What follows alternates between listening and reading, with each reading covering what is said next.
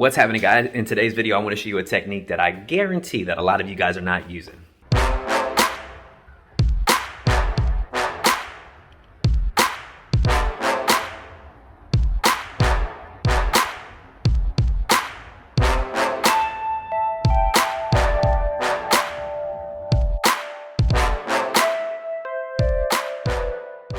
The technique that I actually want to share with you is called dead sticking. And dead sticking is pretty self-explanatory. You literally throw it out there and let it sit there until you get a bite. It sounds pretty easy, but it's actually not. A lot of fishermen, as myself, we are very, very impatient.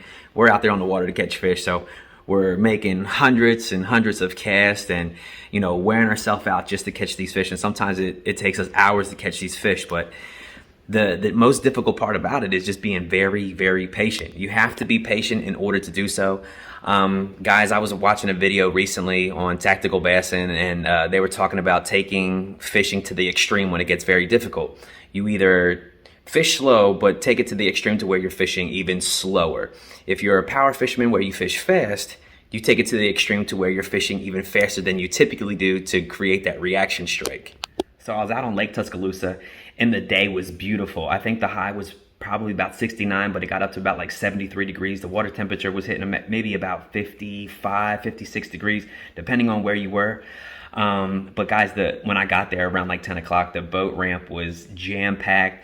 Pontoon boats were even coming out to leisurely just kind of hang out on the water. But it was a very, very nice day. It just seemed like the perfect condition to go out there and fish.